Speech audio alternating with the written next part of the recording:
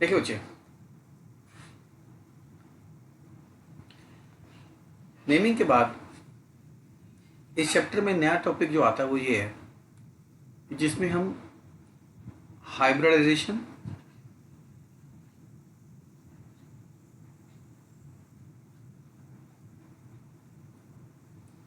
And shape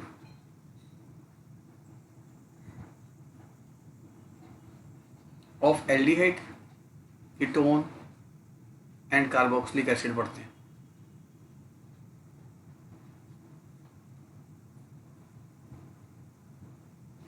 देखिए, सबसे पहले हम स्टार्ट करते हैं एल्डिहाइड एंड कीटोन से।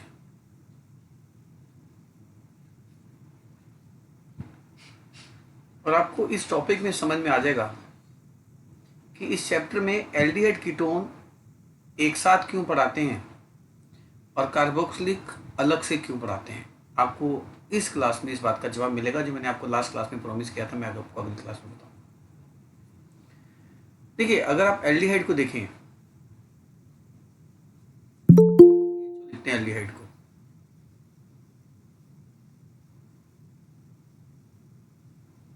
तो आप एल्डिहाइड को RCHO लिखते हैं, कीटोन को RCOR- लिखते हैं। तो एल्डिहाइड और कीटोन में अगर आप कार्बोनिल कार्बन एटम को देखें, this group is known as carbonyl group and this carbon is known as carbonyl carbon atom. तो आप कह सकते हैं कि this carbonyl carbon atom, carbonyl group कहते हैं और उसके एटम को कार्बोनिल कार्बन एटम कहते हैं। This carbonyl carbon atom in aldehyde is sp2 hybridized. sp2 hybridize होने की वजह यह है क्योंकि कार्बन डबल बॉन्ड बना रहा है। ये आप 11th क्लास में सीख के आते हैं कि जब कार्बन सिंगल बॉन्ड बनाता है, चाहे कार्बन से या ऑक्सीजन से, वो sp3 होता है। डबल बॉन्ड पे वो sp2 हो जाता है, ट्रिपल बॉन्ड पे वो sp हो जाता है। तो यहाँ पे डबल बॉन्ड है तो sp2 होना है। और sp2 में 120 डिग्री पे 3 बॉन्ड बनते हैं, शेप हो जाती है ट्राइगोनल प्लेनर। 120 डिग्री ये बॉन्ड एंगल रहता है।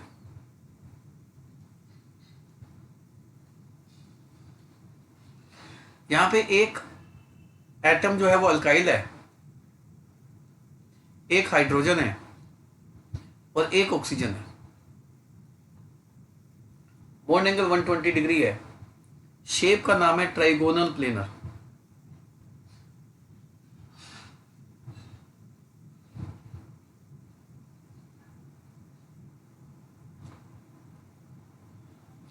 देखिए, sp2 का मतलब ये होता है कि कार्बन का एक S और 2 P इंटरमिक्सिंग कर रहे हैं, और जो कार्बन के पास तीसरा P होता है वो अनहाइब्रिडाइज्ड है, वो हाइब्रिडाइजेशन में हिस्सा नहीं ले रहा है, वो इंटरमिक्सिंग में हिस्सा नहीं ले रहा है। जो इंटरमिक्सिंग में हिस्सा नहीं लेता है उसकी शेप और उसकी एनर्जी पहले जैसी ही रहती है। मैं आपको थोड़ा सा एग्जांपल लेके आगे बढ़ता हूँ 11th क्लास से। थोड़ा सा मान लो 4 दोस्त हैं, एक के पास 500 रुपये हैं और इन तीनों के पास हजार रुपये हैं। तो अगर ये 4 लोग बाहर आके रेस्टोरेंट से आके ये बताएं कि हम चारों ने बराबर का खाना खाया, बराबर के डेजर्ट्स खाए, तो इसका मतलब ये हो जाएगा, आप समझ जाओगे कि इन्होंने रेस्टोरेंट्स में पैसे बांट लिए होंगे। मतलब 3500 बनते हैं, 3500 के 4 हिस्से किए होंगे, 4 हिस्से करके इन्होंने बराबर हिस्से से बराबर खाना खा लिया होगा। पर आप सोचो, अगर बाहर आके ये 3 दोस्त कहे, सिर्फ ये 3 दोस्त,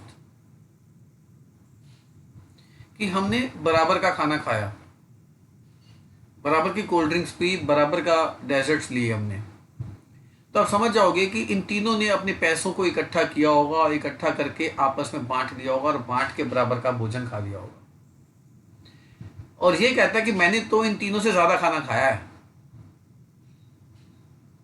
मैंने तो इन तीनों से ज्यादा खाना खाया, मैंने तो कोल्ड ड्रिंक भी फालतू ली, मैंने तो कॉफी शेक भी फालतू लिया लास्ट में। तो आप समझ जाएंगे भैया इसने पैसों की मिक्सिंग नहीं करी। मतलब आप कह सकते हैं ए बी सी ने हाइब्रिडाइजेशन में हिस्सा लिया, इंटरमिक्सिंग में हिस्सा लिया, डी ने नहीं लिया। अब जब डी ने नहीं लिया तो उसके पास पहले कितने पैसे थे? 1000। और उनकी इंटरमिक्सिंग के बावजूद भी उसके पास कितने पैसे हैं? 1000। यानी कि वो पहले की स्टेट में बैठा है, क्योंकि वो इंटरमिक्स नहीं हुआ, वो हाइब्रिडाइज नहीं हुआ, वो अनहाइब्रिडाइज हुआ। तो अगर sp2 इंटरमिक्सिंग कर लेंगे तो ये अपनी एनर्जी को बराबर बराबर बांट लेंगे। ठीक है जी, ये अपनी शेप और अपनी एनर्जी को बराबर बराबर बांट लेंगे। पर बचा कौन? ये P, ये P बच गया। ये P पहले भी डबल था, तो इसका मतलब इनकी इंटरमिक्सिंग के बावजूद भी ये क्या रहेगा? डबल ही रहेगा ना, क्योंकि इसने तो इंटरमिक्सिंग में हिस्सा ही नहीं लिया। तो जब कार्बन sp2 हो गया, sp2 मतलब एक s और 2 p इंटरमिक्स हो गए, तो कार्बन का एक p बच गया। वो अनहाइब्रिडाइज था, वो अभी भी अनहाइब्रिडाइज है। पहले वो डबल था, अभी भी वो डबल है। पहले भी वो हाई एनर्जी था, अभी भी वो हाई एनर्जी है। यानी कि उसकी स्थिति में कोई बदलाव नहीं आया। तो अगर मैं कार्बन का अनहाइब्रिडाइज p ऑर्बिटल बनाऊं, अनहाइब्रिडाइज p ऑर्बिटल बनाऊं, तो वो ये रहा। पहले भी वो डबल था और अभी भी वो डबल ही है। समझ आ रही बात जी? ये अनहाइब्रिडाइज p ऑर्बिटल है। तो ये जो अनहाइब्रिडाइज p ऑर्बिटल है, ये ऑक्सीजन के p, और ऑक्सीजन के पास भी p ऑर्बिटल होता है, उसमें इलेक्ट्रॉन्स होते हैं। तो ये ऑक्सीजन के p ऑर्बिटल के साथ आधा ऊपर से आधा नीचे से ओवरलैप कर लेगा, और ये ओवरलैपिंग से नया बॉन्ड बनेगा, जिसको आप जानते हैं बचपन से पाई बोलते हैं। तो यानी कि R C H O, ये तीन बॉन्ड कितने एंगल पे बने थे? 120 डिग्री पे बने थे।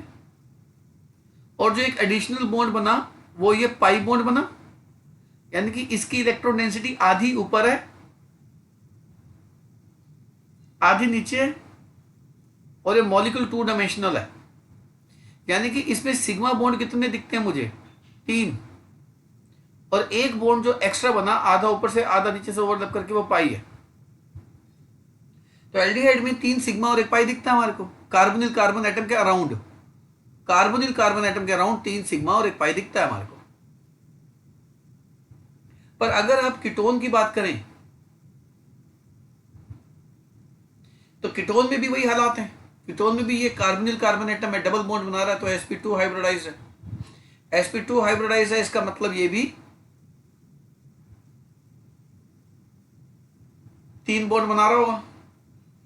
अगर ये भी 3 बॉन्ड बना रहा होगा तो RCOH 120 डिग्री पे इसके पास भी 3 बॉन्ड हो गए, बॉन्ड एंगल 120 डिग्री हो गया। शेप का नाम ट्राइगोनल प्लेनर हो गया, बार बार नहीं लिख रहा, एक बार लिख दिया। तो कार्बन का RCOR डैश होना चाहिए ना? हाँ, मैं ठीक कर रहा हूँ, गुड ऑब्जर्वेशन, मैं ठीक कर रहा हूँ। तो ये जो अनहाइब्रिडाइज p ऑर्बिटल है कार्बन का,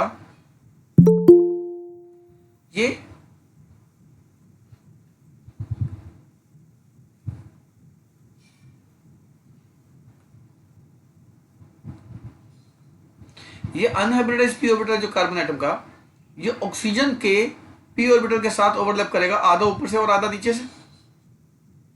और एक कौन सा बॉन्ड बन जाएगा फिर? Pi bond. और एक कीटोन है, तो बच्चे ने करेक्शन कराई दी है, तो ये RCOR डैश होगा, ये RCOR डैश होगा। तो 2 R है ना, ये देखो ये 2 R है। तो कीटोन का और एल्डिहाइड का स्ट्रक्चर तो एक जैसा ही है, अंतर क्या है? सिर्फ H की जगह R डैश आ गया। तो यहां पे RCR डैश O, और एक बॉन्ड एक्स्ट्रा बना है। तो यहां पर सिग्मा बॉन्ड कितने दिखाई देते हैं आपको? सिग्मा बॉन्ड वापस 3 दिखाई देते हैं कार्बोनिल कार्बन एटम के अराउंड। और एक बॉन्ड हमारे को अलग से दिखाई देता है, वो पाई, यानी कि इसमें भी आधी पाई डेंसिटी ऊपर है और आधी नीचे है on the plane of this molecule. Carbonyl group is planar in shape, two dimensional in shape. तो उस टू डायमेंशनल स्ट्रक्चर में आधा पाई डेंसिटी ऊपर, आधी पाई डेंसिटी नीचे है. तो अगर आपको आए explain the hybridization and formation of sigma and pi bond in aldehyde, एक बार बोर्ड में सेट ए में ये आ गया था और सेट बी में ये आ गया था, तो एक ही बात है, कोई अंतर नहीं है, लेवल एक ही है. तो आप बना सकते हैं इनको इजिली और बता सकते हैं कि that carbonyl carbon atom in aldehyde is sp2 hybridized in which sp2 hybridized orbital are aligned, hybrid orbital are aligned at an angle of 120 degree to each other, forming 3 sigma bond and 1 pi bond in which half of the pi density is above and half of the pi density is below the plane of molecule.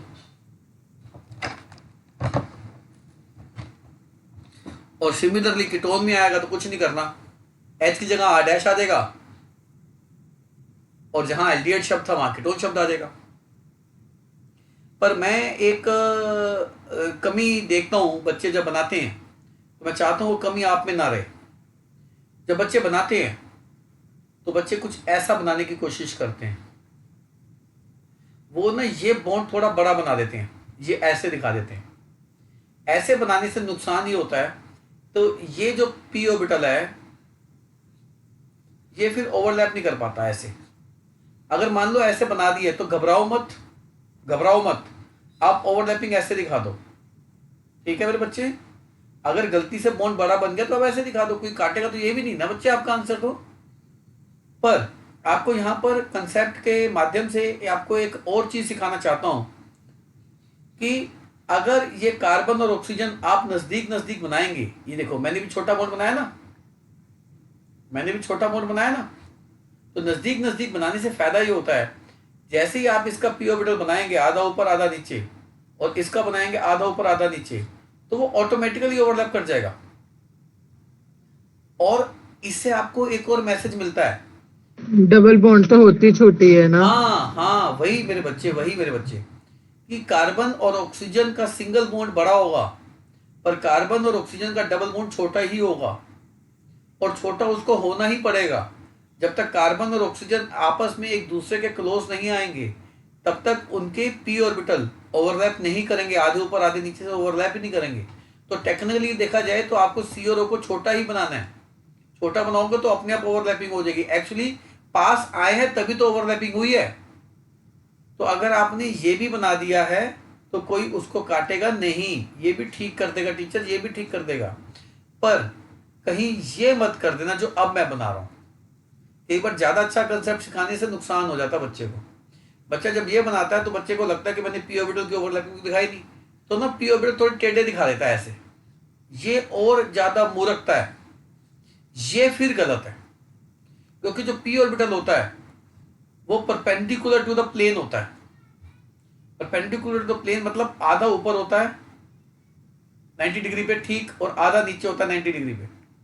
तो आप उसको मुड़ा हुआ बना ही नहीं सकते. फिर ये गलत है. आप फिर ये मत कहना कि सर आपने ऐसा बताया था, टीचर ने गलत कर दिया. मैंने तो ऐसा बताया भाई. So please be careful. देखिए इसमें एक बात और आती है कि जो एल्डिहाइड है RCHO, अब इसमें एक सिग्मा एक पाई है और ऑब्वियस है पाई बॉन्ड वीकर होता है और जो कमजोर होता है उसको ताकतवर लूट सकता है. तो ऑक्सीजन अपनी तरफ पाई डेंसिटी को अपनी तरफ अट्रैक्ट कर लेता है, तो जिससे RCHO, O पे चार्ज कौन सा आ जाएगा जब ऑक्सीजन इलेक्ट्रॉन डेंसिटी को लूट लेगा, तो माइनस. चार्ज क्या आ जाएगा, पॉजिटिव. आप बताओ इस कार्बोनिल कार्बन एटम पर इलेक्ट्रॉन की कमी हो गई. अगर इलेक्ट्रॉन की कमी हो गई तो ये इलेक्ट्रोफिलिक सेंटर बन गया.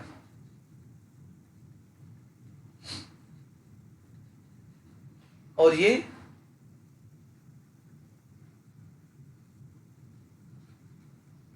बन गया न्यूक्लियोफिलिक सेंटर. देखो इलेक्ट्रॉन की कमी वाली जगह तो कार्बोनिल कार्बन एटम में इलेक्ट्रॉन की कमी हो गई और ऑक्सीजन इलेक्ट्रॉन रिच साइट बन गई, नेगेटिवली चार्ज हो गया, एन से न्यूक्लियोफाइल, एन से नेगेटिव चार्ज, जैसे मैंने बताया था। तो oxygen atom becomes nucleophilic centre, nucleus rich, nucleus deficient, मतलब इलेक्ट्रॉन रिच। तो बोर्ड में एक बार आया हुआ है, show the electrophilic centre and nucleophilic centre in aldehyde. तो आपने ऐसे बनाना था और ऐसे बना के दिखाना था कि carbonyl carbon atom is electrophilic centre and oxygen atom is nucleophilic centre. तो ये एक नंबर का था। सिमिलरली अगर आप कीटोन की बात करें तो कीटोन के हालात ऐसे हैं, बात तो वही है, इसमें भी सेम बात वही है। Oxygen will withdraw pi density towards itself. तो ऑक्सीजन एटम पे चार्ज क्या आ जाना है? Negative charge. ऑक्सीजन पे नेगेटिव, कार्बन पे पॉजिटिव। तो अब बताओ कार्बन पे इलेक्ट्रॉन की कमी हो गई, तो ये इलेक्ट्रोफिलिक सेंटर बन गया वापस। तो एक सेट में आया था एल्डिहाइड में शो करो, एक सेट में आया था कीटोन में शो करो। तो this oxygen atom in ketone, R dash है sorry, this oxygen atom in ketone is nucleophilic centre. तो ये बात आप कभी मत भूलिएगा कि एल्डिहाइड और कीटोन में ये बात कॉमन है कि कार्बोनिल ग्रुप में carbon atom is electrophilic centre and oxygen atom is nucleophilic centre. चाहे एल्डिहाइड हो चाहे कीटोन हो, बात तो एक ही है मेरे बच्चे। इसीलिए एल्डिहाइड और कीटोन हो हमें एक साथ पढ़ाए जाते हैं, एक कॉमन है, ये एक ही परिवार है, एक ही फैमिली है एक तरह से। कीटोन एल्डिहाइड के कह सकते हैं डेरिवेटिव है, एच की जगह आर डैश तो है, बाकी सब तो सेम ही है। तो ये बात रहती है एल्डिहाइड कीटोन की। पर जब हम जाते हैं कार्बोक्सिलिक एसिड्स में, अब आपको जवाब देना कि कार्बोक्सिलिक एसिड को अलग से क्यों कराया जाता है। आ जाओ। This carbonyl carbon atom, carbonyl तो इसमें भी एसी डबल बॉन्ड हो, this carbonyl carbon atom is sp2 hybridized, double bond है ना। sp2 हाइब्रिडाइज का मतलब क्या हो गया? कार्बन के अराउंड, सॉरी, कार्बन के अराउंड 3 बॉन्ड बनेंगे और ये बॉन्ड कौन सा बनाना है? थोड़ा छोटा मेरे बच्चों। तो एक तो बन गया अल्काइल, एक O और एक OH, लाइक दिस। और जो कार्बोनिल कार्बन एटम है वो sp2 हाइब्रिडाइज होने की वजह से उसका p ऑर्बिटल आधा ऊपर से और आधा नीचे से ओवरलैप करेगा। किसके साथ? ऑक्सीजन के साथ। आधा ऊपर से और आधा नीचे से ओवरलैप करेगा ऑक्सीजन के साथ। तो ये पाई बॉन्ड की फॉर्मेशन होगी। कार्बोक्सिलिक एसिड में भी पाई बॉन्ड बन गया। यहां तक की कहानी तो एल्डिहाइड कीटोन जैसी सुनाई देती है, यानी कि R C double bond O and OH। अगर आप लोग मेरी लास्ट क्लास में थे आपको याद होगा, मैं एल्डिहाइड कीटोन कार्बोक्सिलिक और एसिड डेरिवेटिव जब बना रहा था, मैं 120 डिग्री पे बना रहा था, अगर आपको याद हो तो मैंने सबसे पहला पेज भरा था। तो बॉन्ड एंगल तो यहाँ पे भी कितना रहा? 120 डिग्री का। और कार्बोनिल कार्बन एटम के अराउंड सिग्मा कितने हैं? 3। एक पाई है, half pi density is above and half pi density is below the plane of molecule. देखो यहां तक की कहानी तो रही सेम। आओ जरा देखते हैं कार्बोक्सिलिक में ऐसी क्या बात है जो उसको अलग करती है एल्डिहाइड कीटोन से, और वो बात वजह बनती है कि कार्बोक्सिलिक एसिड एल्डिहाइड कीटोन के अलावा अलग पढ़ाया जाता है। चलिए देखते हैं।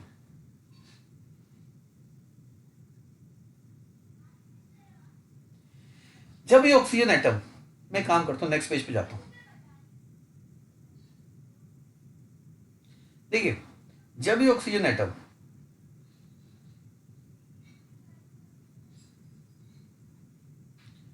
अपनी तरफ इलेक्ट्रॉन O पे लोन पे होता है, अब O being electronegative will attract this pi density towards itself.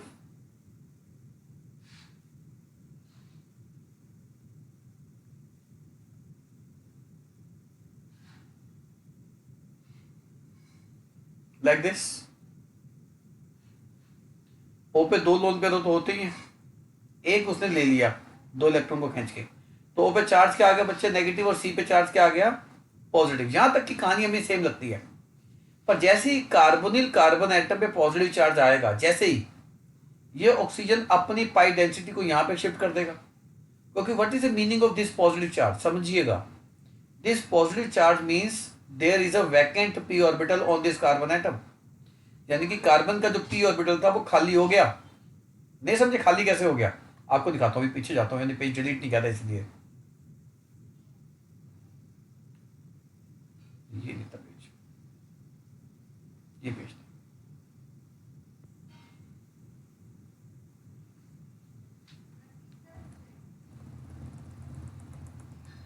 ये पेज था। आप सोचिए, इसको देखिए, मैं इसको दिखाने की कोशिश कर रहा हूं। इसको आप सोचिए, जब ऑक्सीजन दोनों इलेक्ट्रॉन को अपनी तरफ खींच लेगा, दोनों इलेक्ट्रॉन डेंसिटी को, पाई डेंसिटी को, ये देखिए ये वाली डेंसिटी, ये वाली को यहां आ गई, ये वाली डेंसिटी यहां आ गई। अब बताओ, जब दोनों डेंसिटी, इलेक्ट्रॉन डेंसिटी इस ओ के इसमें आ गई, मैं इसको शेड कर रहा हूं, ये नेगेटिव हो गया। कार्बन का ये ऑर्बिटल क्या हो गया? वैकेंट हो गया। ये वैकेंट हो गया। जैसे ही वैकेंट होगा, इसके पास लोन पेयर पड़ा है, तो इस वैकेंट में ये ऑक्सीजन अपनी इलेक्ट्रॉन डेंसिटी शिफ्ट नहीं कर सकता। तो वही मैं आपको उस पेज में दिखाने की कोशिश कर रहा था, और मैं दिखाता हूं।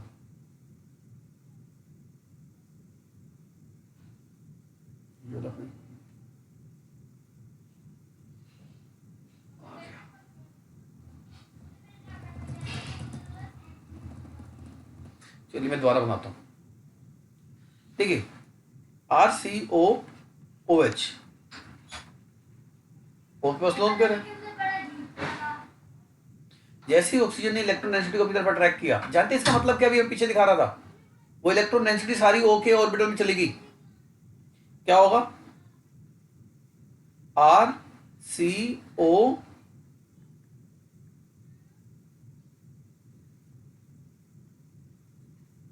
दिस सिंगल बॉन्ड O पे कितने इलेक्ट्रॉन थे? पहले 2, एक लोन पेयर और आ गया, मतलब इलेक्ट्रॉन डेंसिटी सारी O खींच के ले गया।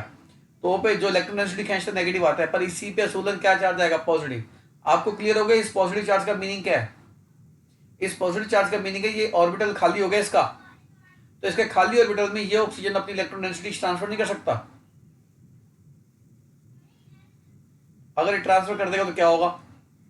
ये तो रिच है ही है, ये तो रिच हो ही गया मेरे बच्चे। पर जैसे ही कार्बन को ऑक्सीजन इलेक्ट्रॉन डेंसिटी देगा, तो कार्बन का वो खाली पी ऑर्बिटल भर गया, खाली पी ऑर्बिटल भर गया। अब तो कार्बन पे पॉजिटिव चार्ज रहा क्या उसके बाद? फिर कार्बन पे पॉजिटिव चार्ज रहा क्या उसके बाद? बिल्कुल नहीं रहा। There is no positive charge on this carbonyl carbon atom. You know what does it mean? You know what does it mean? It means ओ की बेइज्जती हो रही है। नहीं, वो तो आपने देख ही लिया, पर जो आप बताना चाह रहे हो वो देखिए। दिस कार्बोनिल कार्बन एटम, बहुत अच्छी ऑब्जर्वेशन है आपकी इस समय, बहुत अच्छी ऑब्जर्वेशन है। अब इसके बाद करता हूं बेटा, आपके ऑब्जर्वेशन की बात भी लेता हूं मैं। दिस कार्बोनिल कार्बन एटम किसमें?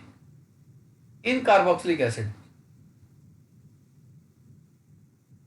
Is not electrophilic in nature.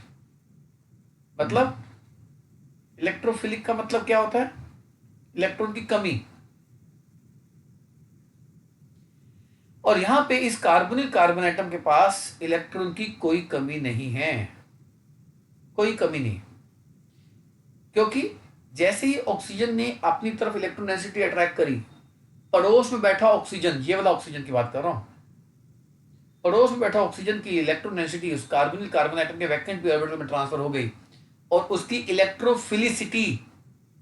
Electrophilicity reduce कर दी। तो कभी कभी कुछ किताबें ये भी लिख देती हैं, दिस कार्बोनिल, ऐसे लिख देते हैं, this carbonyl carbon atom in carboxylic acid is less electrophilic in nature.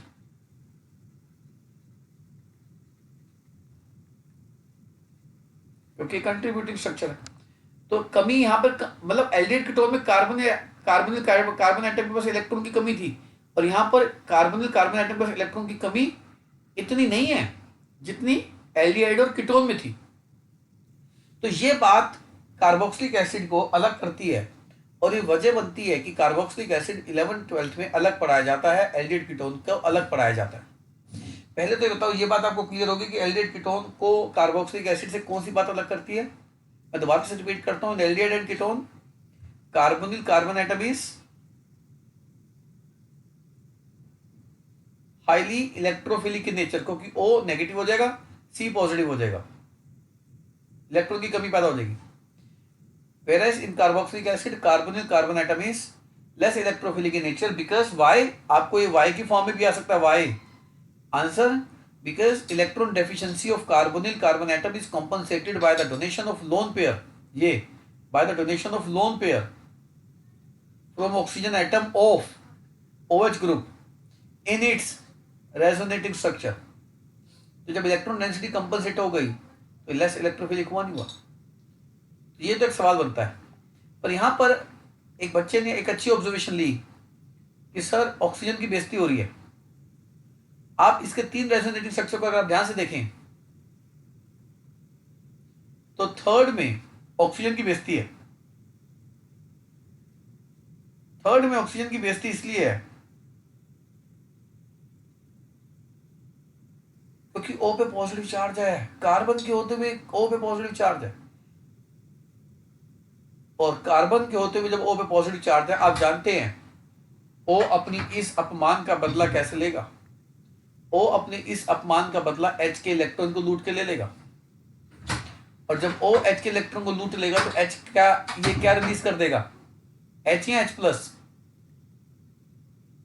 H plus release कर देगा, क्योंकि O ने अपने अपमान को खत्म करना है, इज्जत की जिंदगी जीनी है, क्योंकि वो तब तक शांत नहीं बैठेगा जब तक उस पर पॉजिटिव चार्ज खत्म ना हो जाए। वो इलेक्ट्रोनेगेटिव एलिमेंट है, इलेक्ट्रोनेगेटिव एलिमेंट कहता है तो मेरे पास पॉजिटिव चार्ज कैसे आ सकता है, मैं तो नेगेटिव चार्ज के लिए बनाऊं। तो वो H के इलेक्ट्रॉन डेंसिटी को लूट के अपना पॉजिटिव चार्ज खत्म करता है और H प्लस को रिलीज करता है। आप मुझे बात बताओ, H प्लस को रिलीज करने वाले क्या होते हैं? एसिड। एसिड। इसीलिए कार्बोक्सिलिक एसिड कहा जाता है। तो लो जी, मैंने आपको बातों बातों में ये भी सिखा दिया कि why carboxylic acids are acidic in nature, पर इसका मतलब कतई ये नहीं है कि जब मैं इनकी फिजिकल प्रॉपर्टीज करवाऊंगा तो मैं एसिडिक नेचर नहीं समझाऊंगा, केमिकल प्रॉपर्टीज करवाऊंगा तो एसिडिक नेचर नहीं समझाऊंगा। मैं ये सवाल दोबारा फिर डिस्कस करूंगा, आप वेट करना। जिस दोबारा डिस्कस होगा, जिस बच्चे को आंसर समझ नहीं भी आया, ग्रीन कलर वाला पार्ट मैं हटा रहा हूँ, जिसको ग्रीन कलर वाला पार्ट नहीं समझ में आया वो टेंशन मत ले, क्योंकि ये दोबारा पढ़ाया जाएगा। ये तो इस बच्चे ने बात छेड़ दी तो मुझको बतानी पड़ी ये बात, ठीक है। तो हम आगे बढ़ते हैं। ये ऑर्गेनिक केमिस्ट्री में बच्चे की ऑब्जर्वेशन जैसे जैसे अच्छी होनी शुरू होती है उसका कॉन्फिडेंस लेवल बढ़ता है, और जब तक कॉन्फिडेंस लेवल नहीं बढ़ेगा आप टीचर को काट के आप बोल नहीं सकते हो। तो ये भी बच्चे का कॉन्फिडेंस लेवल ही दिखाता है और ऑब्जर्वेशन आपकी अच्छी बताता है। गुड, आगे बढ़ते हैं। तो ये एक और सवाल है यहां पे निकलता है, मुझे लगता है सवाल यही करा देना चाहिए। हालांकि ये सवाल आता है केमिकल प्रॉपर्टीज में, पर मैं यही कराता हूं। मुझे लगता है जिसका समय जहां पे कराने का सबसे बढ़िया होता है उसको वही समय पे खत्म करो, लेट मत करो उसको। आपको भी समझ में आएगा। देखो क्वेश्चन देखिए, क्वेश्चन ये है कि जो कार्बोक्सिलिक एसिड्स हैं, carboxylic acid do not show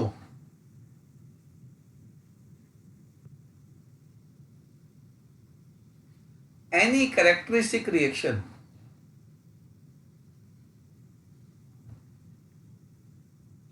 of carbonyl group।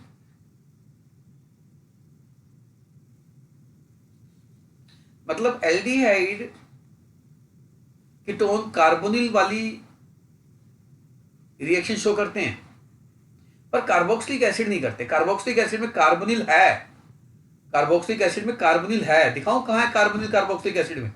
ये रहा, कार्बोक्सिलिक एसिड में कार्बोनिल है, पर कार्बोनिल वाली कोई हरकत नहीं है। क्यों? उसकी वजह यही है, ऊपर वाला आंसर, कि in carboxylic acid carbonyl carbon atom is less electrophilic in nature because electron deficiency of this carbonyl carbon atom is compensated by the donation of electron density from oxygen atom of OH group in its resonating structure।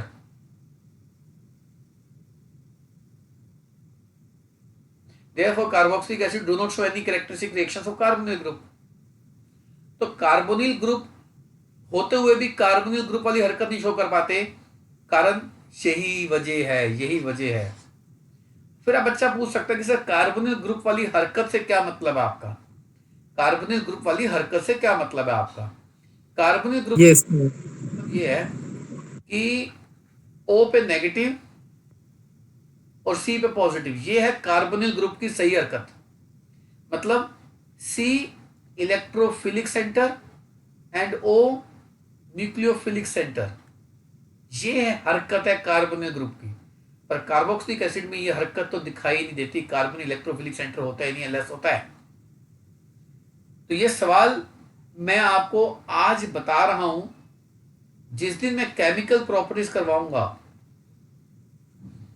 मैं यही सवाल आपको दोबारा repeat भी करवाऊंगा। तो इस बात की चिंता भी मत करें कि सर इस सवाल का जवाब समझ नहीं आया। हाँ, जिस दिन मैं दोबारा कराऊंगा मैं तब प्रॉमिस करता हूं आपको अच्छे से और भी समझा दूंगा। तब मेरे पास एल्डिहाइड कीटोन की रिएक्शंस मैं आपको समझा चुका हूंगा, तो आप समझ पाएंगे सर हरकत का क्या मतलब है। आगे बढ़ते हैं सर, जब C पे पॉजिटिव आता है तो C नहीं वो ले सकता, H से लूट सकते इलेक्ट्रॉन्स। सी के पास एच है ही कहाँ? सी के पास तो एक तरफ कार्बन है, एक तरफ ऑक्सीजन है, एक तरफ ऑक्सीजन है। एच तो दूर है ना नो बेटा। सर, एल्डिहाइड में पूछ रहा हूँ मैं, एल्डिहाइड में। नहीं नहीं, एच के पास तो इलेक्ट्रोनेसिटी नहीं है ना, वो अल्फा कार्बन को लूटता है, वो सी अल्फा कार्बन को लूटता है। वो एल्डिहाइड कीटोन की कार्बोक्सिलिक प्रॉपर्टीज में एल्डिहाइड कीटोन की केमिकल प्रॉपर्टीज में बताऊंगा जब एल्डोल और कानिजारो कंडेंसेशन कराऊंगा बेटा, वहां सिखाऊंगा मैं बात आपको, ठीक है? Okay sir, okay sir. अब वहां आएगी बात, वहां कानिजारो और एल्डोल में तुम्हें बताऊंगा ये बात कि वो अल्फा कार्बन के एच को लूटता है, अपने एच को नहीं, वो पड़ोसी कार्बन के एच को लूटता है। मैं आपको वहां बताऊंगा ये बात। देखिए ये बात हो रही स्ट्रक्चर की, एल्डिहाइड कीटोन और कार्बोक्सिलिक की। अब हम बात करते हैं फिजिकल प्रॉपर्टीज की।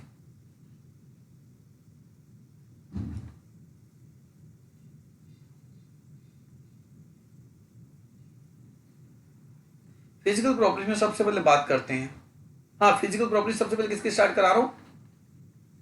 एल्डिहाइड और कीटोन की एक साथ करा रहा हूं।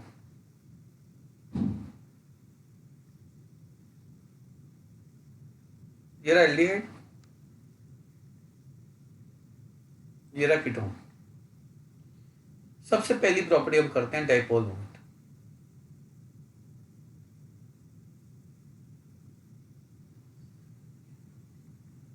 देखिए डाइपोल मोमेंट एल्डिहाइड की ग्रेटर देन 0 होती है, जो ये बताती है कि aldehyde ketones are polar in nature. वजह, क्योंकि डाइपोल मोमेंट का फॉर्मूला होता है Q इंटू डी, और यहां पर ऑक्सीजन काफी हद तक इलेक्ट्रॉन डेंसिटी को अट्रैक्ट करता है, delta negative delta positive. Similarly in ketone delta negative on oxygen and delta positive on carbonyl carbon atom. तो चार्ज सेपरेशन Q बहुत ज्यादा होता है, चार्ज सेपरेशन। तो due to very high charge separation in aldehyde and ketone, this product is very high which results in very high dipole moment of aldehyde and ketone। Charge separation ज्यादा होने की वजह मैंने आपको अभी पीछे बताई है फिजिकल प्रॉपर्टी से पहले जब स्ट्रक्चर करवा रहा था, कि एल्डिहाइड में एक सिग्मा बॉन्ड है और एक पाई बॉन्ड है। तो पाई को अट्रैक्ट करना ज्यादा आसान होता है O के लिए। तो जब ज्यादा इलेक्ट्रॉन डेंसिटी ट्रांसफर होती है तो ज्यादा नेगेटिव ज्यादा पॉजिटिव चार्ज इंड्यूस होता है, और जितना ज्यादा नेगेटिव और जितना ज्यादा पॉजिटिव चार्ज इंड्यूस होगा उतना ज्यादा Q होगा, Q इंटू डी, उतना ज्यादा डाइपोल मोमेंट को रिजल्ट करेगा। यहां पर अगर हम कंपेयर करें ईथर से, ईथर एस्टर नहीं, ईथर पढ़ के आए हम। ईथर की भी डाइपोल मोमेंट थी, क्योंकि ईथर बेंड शेप के थे, दो वेक्टर ये कैंसिल नहीं हो पाते थे। तो ईथर में डाइपोल मोमेंट एल्डिहाइड कीटोन से कम होती है। जानते हो क्यों? क्योंकि ईथर में ऑक्सीजन सिग्मा इलेक्ट्रॉन डेंसिटी को अट्रैक्ट करता है, और एल्डिहाइड कीटोन में ऑक्सीजन पाई इलेक्ट्रॉन डेंसिटी को अट्रैक्ट करता है। आप बताओ किसकी इलेक्ट्रॉन डेंसिटी को लूटना ऑक्सीजन के लिए आसान है, सिग्मा को पाई को? बोलिए। Which electron density is easy to withdraw, sigma और पाई? पाई। पाई, पाई वीकर है। तो ईथर में, ईथर के केस में ऑक्सीजन पे डेल्टा नेगेटिव आता है, मैं मना नहीं कर रहा, पर ये सेपरेशन इतना ज्यादा नहीं होता जितना ज्यादा किस केस में हो गया है, एल्डिहाइड और कीटोन के केस में हो गया। पर अगर मैं आपसे पूछूं कि डाइपोल मोमेंट एल्डिहाइड और कीटोन में ज्यादा किसकी होगी, देखो ईथर की तो कम हो गई, पर एल्डिहाइड कीटोन में एल्डिहाइड की कीटोन से कम होती है, इंक्रीजिंग डाइपोल। उसकी वजह यह है कि कीटोन में 2 अल्काइल ग्रुप लगे होते हैं जो इलेक्ट्रॉन डोनेटिंग होते हैं, जो इलेक्ट्रॉन डेंसिटी को देके कार्बोनिल को और ज्यादा पोलर बना देते हैं, और अधिक पोलर बना देते हैं। जो जितना ज्यादा चार्ज सेपरेशन कर देगा उतनी ज्यादा डाइपोल मोमेंट लेके पोलर मॉलिक्यूल कहलाएगा। यानी कि कीटोन एल्डिहाइड के मुकाबले थोड़े से अधिक पोलर होते हैं, पर इतना भी ड्रास्टिक डिफरेंस नहीं होता है। Second one is solubility. Sir बोलो बोलो बोलो बेटा, बोलो बोलो। सर जैसे आपने बता रखा है कि अगर आप पूरा प्लस या नेगेटिव बनाते हो मतलब पूरे इलेक्ट्रॉन उधर शिफ्ट हो गए, और पार्शियल मतलब थोड़ा समय उधर ज्यादा बिताने लगते हैं, हाँ हाँ, तो यहाँ पे पार्शियल पॉजिटिव पार्शियल नेगेटिव लिखेंगे या फिर पॉजिटिव और नेगेटिव, क्योंकि पीछे हमने पॉजिटिव और नेगेटिव लिखा वो था। रेजोनेटिंग था फिर बच्चे, आपने ये वो रेजोनेटिंग था, ये हाइब्रिड बनाया मैंने दोनों का। तो हमें मतलब हाँ, ठीक है ठीक है। ठीक है, सॉल्युबिलिटी।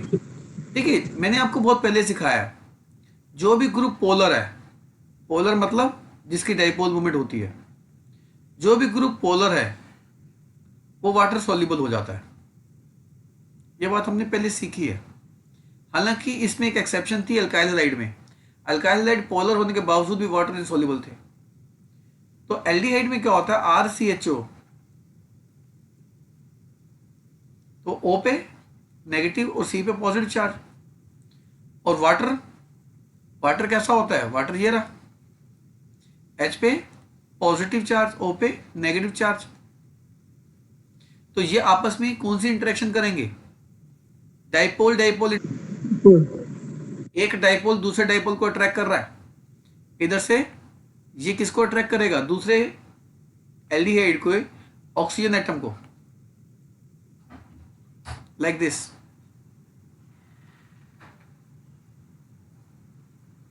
और इस इंटरेक्शन का नाम क्या होगा, जो रेड कलर से लिखी है मैंने, डाइपोल डाइपोल इंटरेक्शंस।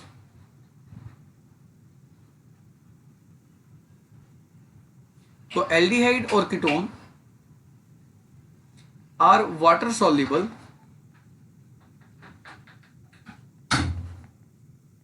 बिकॉज, दो शब्द जोड़ूंगा,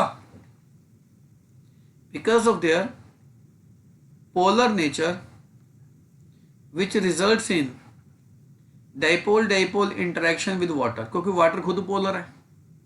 तो एक डाइपोल दूसरे की डाइपोल से इंटरेक्शन करेगी और वाटर सॉल्युबल बना देगी। बट आप ये बात पिछली फिजिकल प्रॉपर्टीज में सीख के आए हैं, as the number of carbon atom increases, carbon atom कहां इंक्रीज होंगे, इन अल्काइल ग्रुप। तो यानी कि अगर आर बल्कि होता रहेगा, ये वाला आर, ये वाला आर, जैसे जैसे आर की बल्कीनेस इंक्रीज होगी, तो आर ठहरा नॉन पोलर, नॉन पोलर चीज वाटर को करती है रिपेल। तो वाटर अगर रिपेल होगा तो एल्डिहाइड कीटोन के नजदीक नहीं आएगा, नजदीक नहीं आएगा तो डाइपोल डाइपोल इंटरेक्शन पुअर हो जाएंगी, और डाइपोल डाइपोल इंटरेक्शन अगर पुअर हो जाएंगी तो वाटर सॉल्युबल से वाटर इनसॉल्युबल हो जाएगा। यानी कि as the number of carbon atom in aldehyde और ketone increases, solubility in water decreases, because non-polar alkyl group repel water molecule and does not allow to form dipole dipole interactions. Third is, मतलब carbon atom बढ़ेंगे तो insoluble होते चले जाएंगे, वो तो सभी, वो तो अल्कोहल में भी था, वो तो अल्कोहल में भी था ना, कार्बन एटम बढ़ेंगे तो इनसॉल्युबल होगा ही होगा, कोई रोक नहीं सकता उसको। Third one is boiling point. देखिए बॉइलिंग पॉइंट में बड़ा अच्छा सवाल है कि बॉइलिंग पॉइंट ऑफ एल्डिहाइड या ketone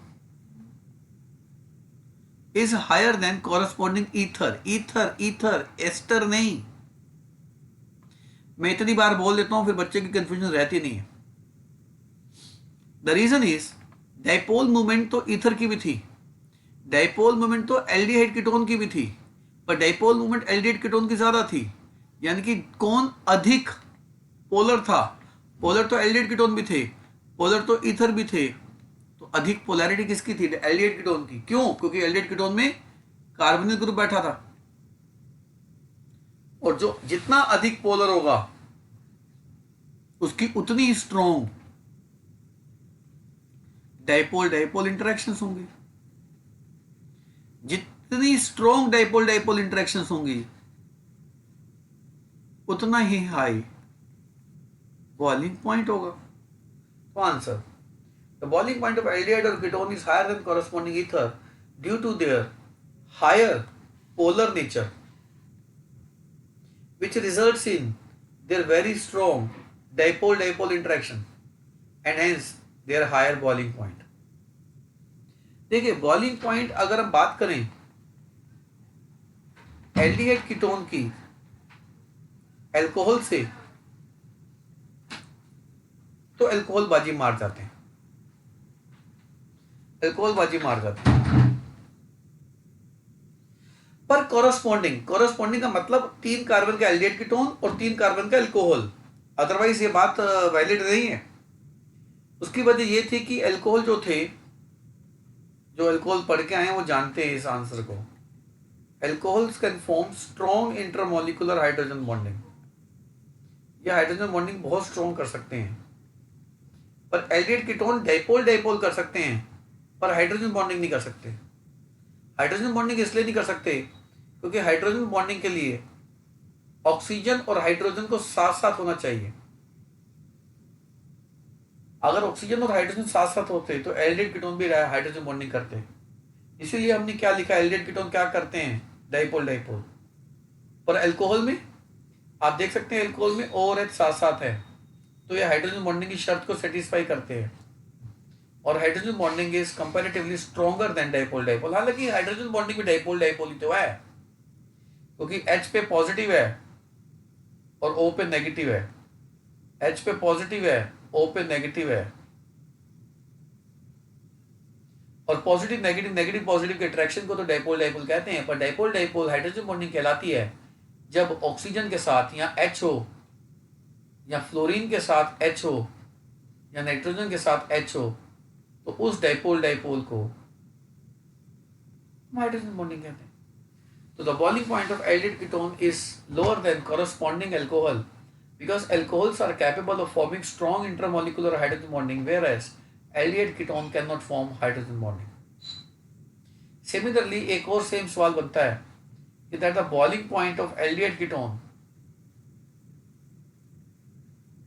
is lesser than carboxylic acid।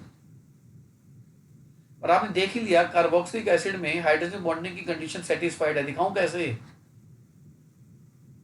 ऐसे और H साथ साथ है।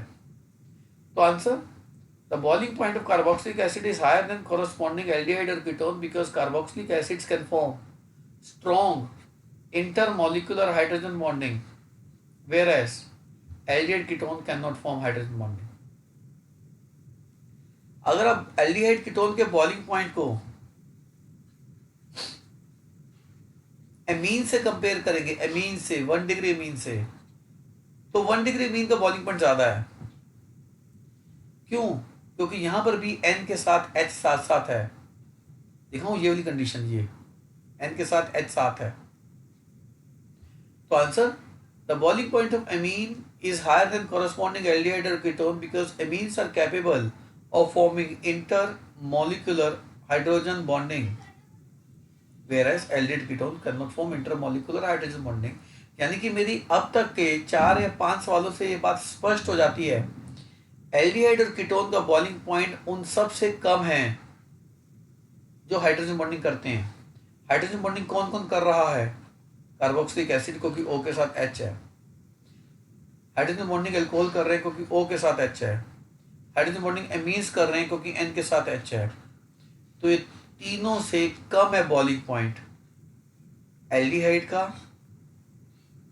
या कीटोन का, कम है।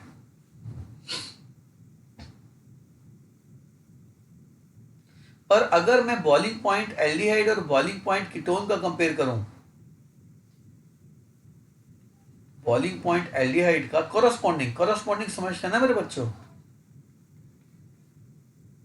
सेम कार्बन एटम का एल्डिहाइड और सेम कार्बन एटम का कीटोन हो, तो बॉइलिंग पॉइंट में बाजी कौन मार जाता है? कीटोन। You know why? अभी मैं पीछे बात कर रहा था कि डाइपोल मूवमेंट के मामले में एल्डिहाइड की ज्यादा होगी, कीटोन की ज्यादा होगी। डाइपोल मूवमेंट तो दोनों की है, पर कीटोन की थोड़ी सी ज्यादा है, बहुत ज्यादा भी नहीं है। तो जिसकी डाइपोल मूवमेंट ज्यादा होगी उसी की डाइपोल डाइपोल इंटरेक्शन स्ट्रॉन्ग होंगी।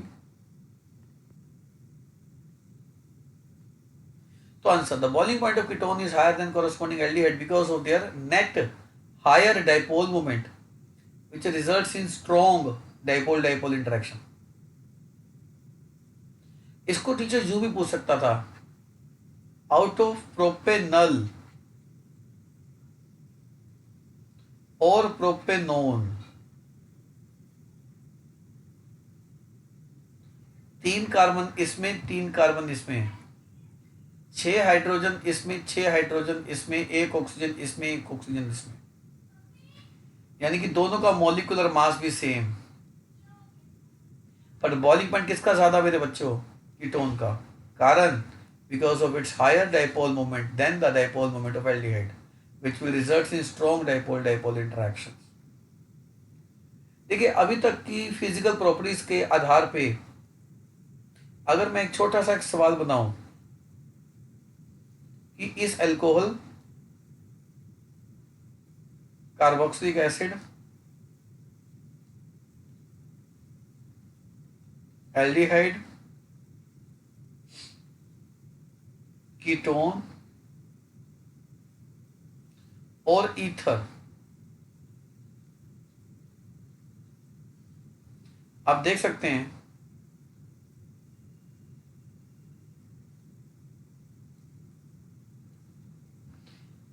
ये 5 केस मैंने आपको दिए।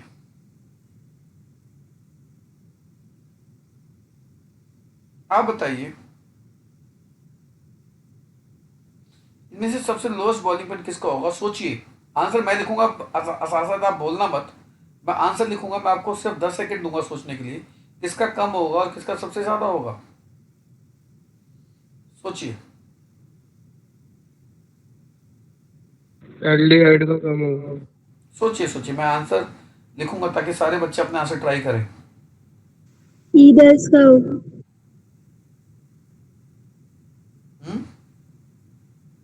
देखिए, जो सबसे कम बॉइलिंग पॉइंट है वो ईथर्स का होगा। शाबाश। क्योंकि ईथर की डाइपोल मोमेंट तो एल्डिहाइड कीटोन से भी कम होती है। तो नंबर 5। तो आप एक बात सोच रहे हैं बच्चे, कंसेप्ट सीखना एक अलग बात है, अगर आप आइडेंटिफाई नहीं कर पाएंगे इसमें ईथर कौन सा, आप कैसे करेंगे? तो इसलिए मैं नेमिंग पे जोर देता हूं, नेमिंग पे जोर देता हूं मैं। तो कई बार बच्चों को लगता है नेमिंग से फर्क क्या पड़ता है, वो आपको ऐसी क्लासेस में समझ में आएगा नेमिंग से फर्क तो ये पड़ता है।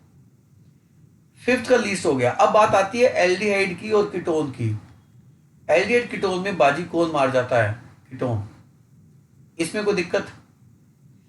अब बाकी झगड़ा रहा इसका और इसका, दोनों हाइड्रोजन बॉन्डिंग है, पर इसमें एक ही OH है, इसमें OH के साथ O भी एक्स्ट्रा है, जिसको हम कहते हैं सोने पे सुहागा। तो बस फिर हाइड्रोजन बॉन्डिंग अल्कोहल की थोड़ी वीक होगी और कार्बोक्सिलिक की और भी स्ट्रांग हो जाएगी। तो is it increasing order of boiling point? Isn't it? और एक बात आप जानते ही हैं, as the number of carbon atom increases,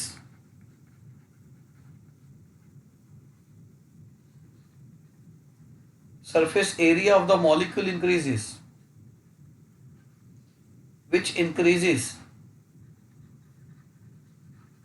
strength of van der Waals forces of attraction and hence increases boiling point। मतलब कार्बन एटम बढ़ेंगे तो boiling point बढ़ेगा क्योंकि मॉलिक्यूल हैवी हो जाएगा, सरफेस एरिया बढ़ जाएगा, अट्रैक्टिव फोर्सेस और स्ट्रॉन्ग हो जाएंगी। ठीक है, अब हम बात करते हैं physical properties of carboxylic acid.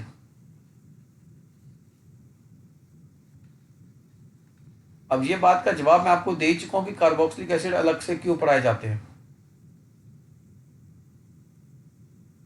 देखिए, सबसे पहले आती है डाइपोल मूवमेंट। डाइपोल मूवमेंट इनकी अच्छी खासी होती है।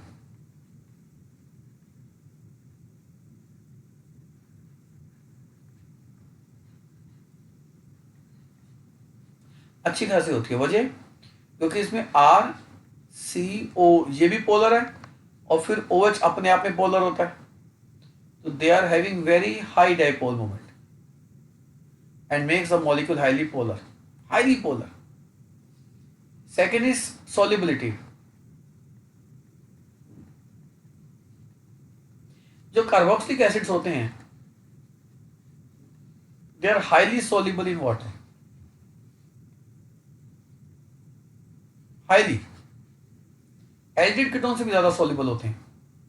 उसकी वजह यह है कि कार्बोक्सिलिक एसिड ऐसे होते हैं, R C double bond O O H,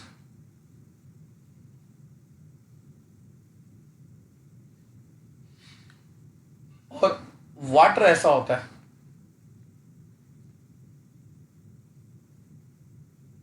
water ऐसा होता है। तो इसके पास तो वाटर के साथ इंटरेक्शन करने वाली दो चीजें होगी, नहीं होगी? एक वाटर के साथ इंटरेक्शन यहां से होगी ऐसी, और एक यहां से भी हो जाएगी। तो reason carboxylic acids are highly water soluble because of their very high polar nature, which results in formation of hydrogen bonding with water.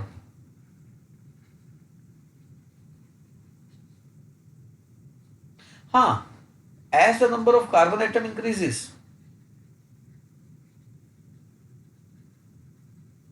Carbon atom बनेंगे, solubility in water decreases। मतलब कार्बन एटम बढ़ने से तो हर चीज soluble से insoluble हो जाएगी। अब मान लो ये 3 कार्बन का एसिड है और ये 15 कार्बन का एसिड है, ये थोड़ा ना ये soluble होगा वाटर में।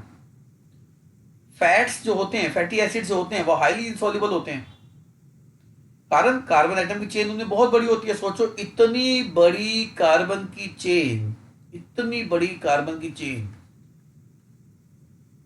इतनी बड़ी कार्बन की चेन क्या अपने आसपास वाटर को भटकने देगी? मतलब ही नहीं वाटर भटक जाए। मतलब अगर ये आर, ये वाला आर बड़ा होता रहे, बड़ा होता रहे, बड़ा होता रहे, ऑब्वियस है फैलेगा ये तो ये वाटर को अपने पास भटकने देगा। काहे की हाइड्रोजन बॉन्डिंग पर, काहे का वाटर सॉल्युबल।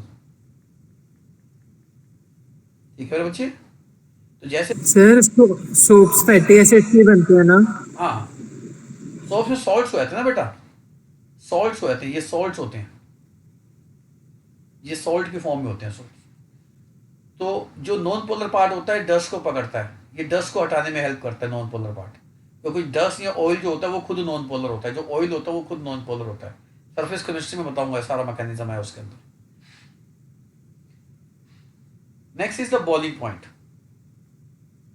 देखिए, बॉइलिंग पॉइंट मैंने आपको बातों बातों में सिखा दिया। Boiling point of carboxylic acid सबसे ज्यादा है, किस से ज्यादा है? एल्कोहल से भी ज्यादा है। बॉइलिंग पॉइंट कार्बोक्सिलिक एसिड का एमीन से भी ज्यादा है। बॉइलिंग पॉइंट कार्बोक्सिलिक एसिड का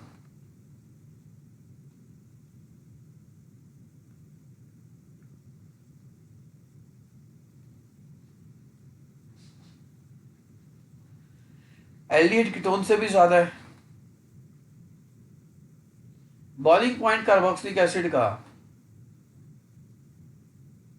ईथर से भी ज्यादा है, अल्काइल हैलाइड से भी ज्यादा है, इनका तो ऑलमोस्ट सबसे ज्यादा है।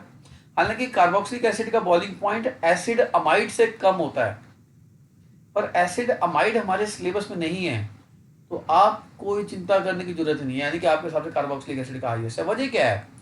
वजह है उनकी इंटेंसिव इंटरमोलिकुलर हाइड्रोजन बॉन्डिंग। जैसे कार्बोक्सिलिक एसिड में ये होता है,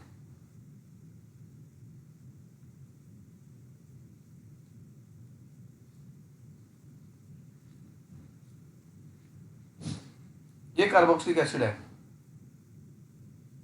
ठीक है। तो हाइड्रोजन बॉन्डिंग देखो यहां से भी हो रही है, यहां से भी हो रही है।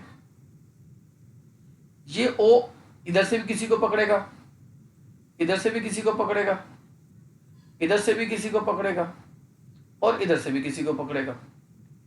तो सोचो एक एसिड कितने हाइड्रोजन बॉन्ड बना रहा है, दिखाऊं?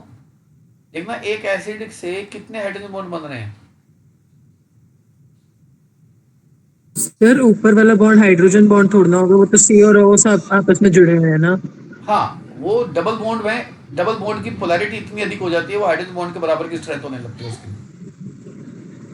Okay double sir. बॉन्ड में शिफ्टिंग इतनी अधिक हो जाती है, उस पर इतना अधिक नेगेटिव चार्ज होता है कि वो अट्रैक्शन हाइड्रोजन बॉन्डिंग के बराबर ही करता है। तो लेकिन हम बताओ, बोल तो नहीं सकते ना हाइड्रोजन हाँ, बॉन्डिंग हो पर रही है। एज अ होल इसको हाइड्रोजन बॉन्ड ही बोलेंगे बेटा, स्ट्रेंथ उसके हाइड्रोजन बॉन्ड जितनी ही रहती है। तो बताओ इसमें कितने हाइड्रोजन बॉन्ड, यहां से कितने हाइड्रोजन बॉन्ड निकल रहे हैं? देखो एक मॉलिक्यूल से कितने हाइड्रोजन बॉन्ड निकल रहे हैं, कितने दिख रहे हैं? 4, 1, 2, 3 और ये 4। इसीलिए यहां पर हम शब्द लिखते हैं इंटेंसिव इंटरमॉलिक्यूलर हाइड्रोजन बॉन्डिंग। तो ये इंटेंसिव इंटरमॉलिक्यूलर हाइड्रोजन बॉन्डिंग आप केवल और केवल कार्बोक्सिलिक एसिड के केस में लिखेंगे। आप जरा आंसर सुनिए जो ऊपर लिखता हूं मैं, सबसे पहला ये वाला, ध्यान से सुनना। हाइड्रोजन बॉन्डिंग ये भी करते हैं, हाइड्रोजन बॉन्डिंग ये भी करते हैं, ध्यान से सुनना। The boiling point of carboxylic acid is higher than corresponding alcohol because of formation of intensive intermolecular hydrogen bonding in carboxylic acid, which is very strong as compared to the hydrogen bonding of alcohol. Next answer सुनिएगा, question number 2. The boiling point of carboxylic acid is higher than corresponding amine because of intensive intermolecular hydrogen bonding in carboxylic acid, which is very strong as compared to hydrogen bonding of amines, क्योंकि hydrogen bonding तो amines भी करते हैं। Question number 3. The boiling point of carboxylic acid is higher than corresponding aldehyde and ketone because of very strong intensive intermolecular hydrogen bonding in carboxylic acid, whereas aldehyde and ketone do not form hydrogen bonding. Question number 4. The boiling point of carboxylic acid is higher than alkyl halide and ethers because of very strong intensive intermolecular hydrogen bonding in carboxylic acid, whereas alkyl halide or ethers do not form hydrogen bonding. यहां पर एक और सवाल है जो बहुत अहम है और बड़ा अच्छा सवाल है कि जो कार्बोक्सिलिक एसिड्स होते हैं they exist in the form of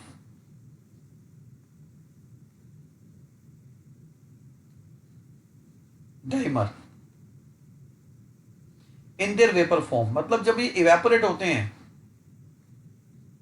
vapour form में जाते हैं, तो they evaporate in the form of dimer. Dimer means दो एक साथ, दो एक साथ। जैसे ये एक मॉलिक्यूल है, ये दूसरा मॉलिक्यूल है, इवेपोरेट हुए तो इकट्ठे हुए, तो दो एक साथ हो गए, डाइमर कहलाता है। ये डाइमर कहलाता है। वजह ये है कि जब ये हाइड्रोजन बॉन्ड बनाते हैं, ये इतना मजबूत हाइड्रोजन बॉन्ड होता है। अभी आपको दिखाया था, मैं दोबारा से बनाता हूं।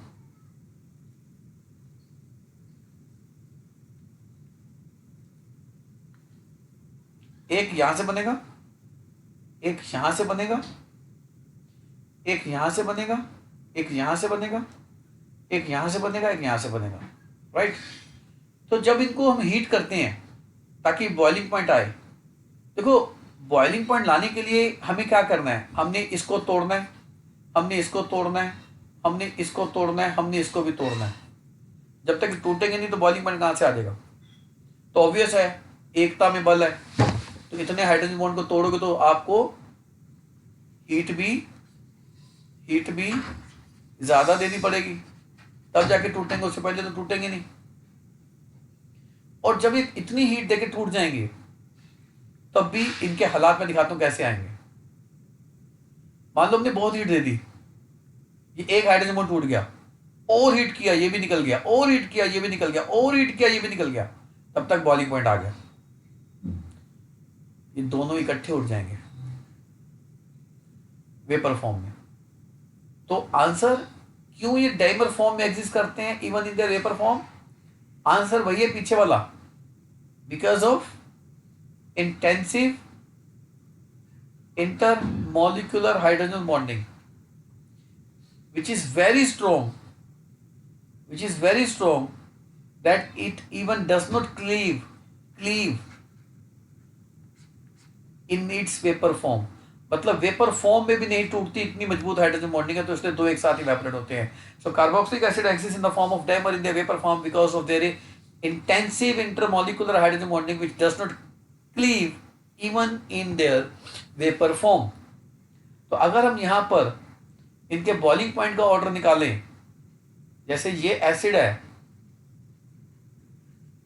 ये भी एल्कोहल है हाइड्रोजन बॉन्डिंग वाला, ये एल्डिहाइड है, थोड़ा सा पिछला क्वेश्चन को रिपीट करूंगा हल्का सा, ये कीटोन है। आइडेंटिफिकेशन देख रहे हो कितनी इंपॉर्टेंट है, पता ही नहीं कीटोन है कैसे पता लगाओगे। ये ईथर है, ईथर हम पढ़ के आए ना। चलो ये अल्केन है, ये भी एसिड बना दो, और ये एमीन है। आप कॉरस्पॉन्डिंग शब्द पे जोर देख रहे हैं, सब में 3-3 कार्बन एटम है। तो आप बताओ 1 2 3 4 5 6 7, हाईएस्ट बॉइलिंग पॉइंट आपको नहीं लगता 7 का होगा? क्यों होगा? एक तो एसिड है, ऊपर से कार्बन एटम ज्यादा है। क्योंकि उसमें कार्बन एटम की संख्या ज्यादा है, क्योंकि इसमें कार्बन एटम की संख्या ज्यादा है, क्योंकि as the carbon atom increases